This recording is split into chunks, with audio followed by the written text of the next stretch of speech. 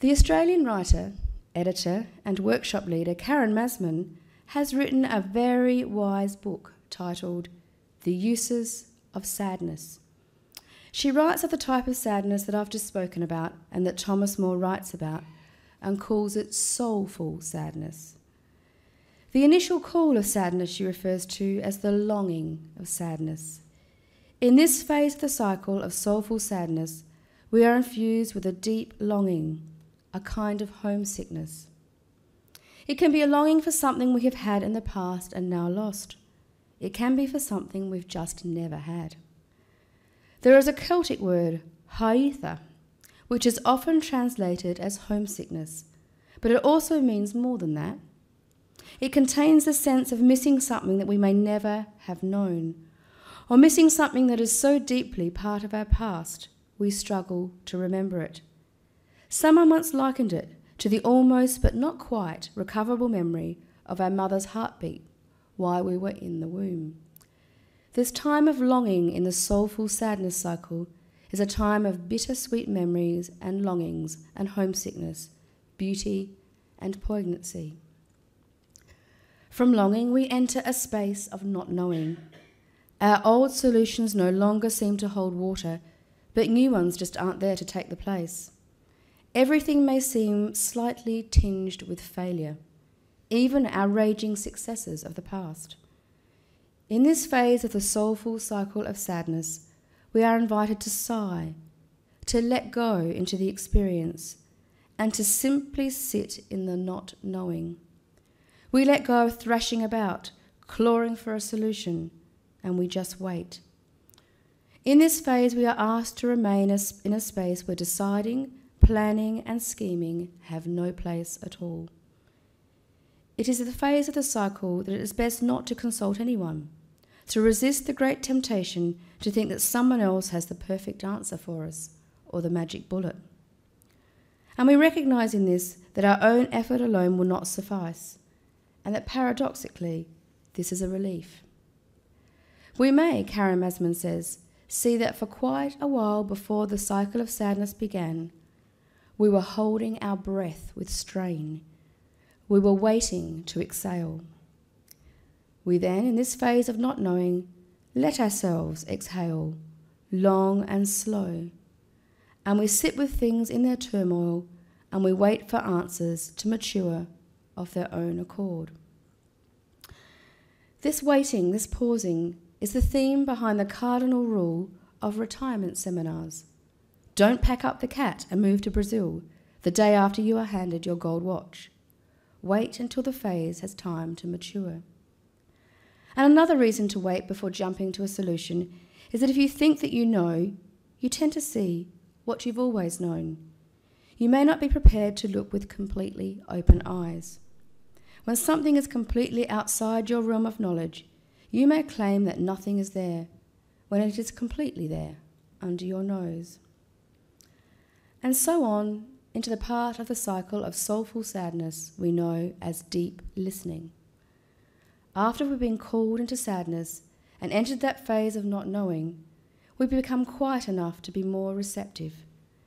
In this state, our mind softens and clarifies, the nerves relax, the jaw releases, the striving and posturing drop away, craving releases its grip, and the heart opens. We are ready to hear what we need to hear. We are ready for that turning point, that encounter with grace. If we are able to stay with soulful sadness, feel the longing within it, listen to it, give it our patient and gentle attention, eventually it yields before us. Eventually it rolls onto its back and reveals its soft, downy underbelly. If we can bear to give it further attention, it becomes energizing and powerful. And nearly always, there is a turning point of grace. I recall that last winter, I was feeling very sad. I'd received some sad news. 2 people dear to me living in England had died, and another was very sick, and it was very unexpected. The sadness felt overwhelming almost, and then I got sick. I contracted a virus that developed into labyrinthitis, an inner ear condition in which one becomes dizzy and vomits a lot.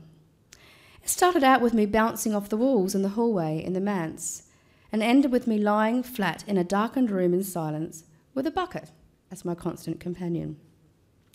Each morning, Rory would get the children ready for school and daycare, and he would go to work, and some kind person from either this church or school would take the children to school and daycare and bring them back 6 hours later.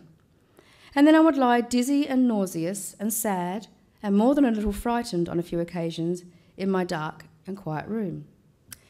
It was a low point of last year. Then, on about the 4th day, which I know was a Thursday, I was feeling a bit better. I was now lying in bed with the light on and the curtains open and the radio on.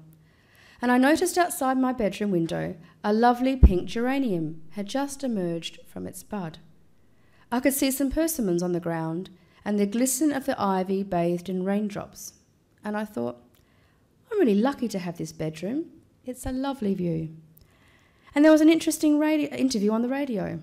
And I thought, I'm really lucky to have a job where I can sit and listen to the radio in the quiet while I work undisturbed. And I managed to get up and find my way to the kitchen for a drink. And on my way back, I noticed a bunch of flowers lying against the back door. And the card on it read, "From your friends at the Women's League." And it really dawned on me how lucky I was to be a minister with such a caring community. And then my kids were dropped home by some very nice people from school. And on the way in, they picked up a bag of ironing that a lady called Anna, who helps me with odd jobs, had left by the front door. The girls brought the bag up to me and put it on the bed, and then just started jumping on the bed to tell me about their day. And one of them said, "There's a card in that bag, Mummy."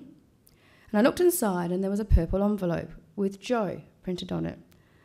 I took it out the bag and opened it up, and an avalanche of glitter, silver love hearts and stars flew all over the bedroom. Given that every time I tilted my head slightly, I felt like I was on a hurdy-gurdy, the floor remained a carpet of silver for quite a long time, and I'm still picking up the odd love heart or star a year later. But it was worth it. It was a really lovely touch, and it was a moment of grace, one of 4 things that had happened that day that shed a different light on my sadness and grief and suggested a way forward. It is from these moments of grace that we can see our way clear to embrace the contradictions, to hold the opposites creatively together in one place, to befriend ourselves and make conscious choices that are good for us, and to answer the call of the world, to gather up our internal resources, to step out into the world and offer ourselves back to it, complete with all we have learned in the crucible of sadness. I would like to close with words by the romantic poet Keats from his Ode to Melancholy. Veiled melancholy has her sovereign shrine, though seen of none save him, whose strenuous tongue can burst joy's grape against his palate fine. His soul shall taste the sadness of her might, and be among her cloudy trophies hung. Let us celebrate the beauty of sadness. Amen.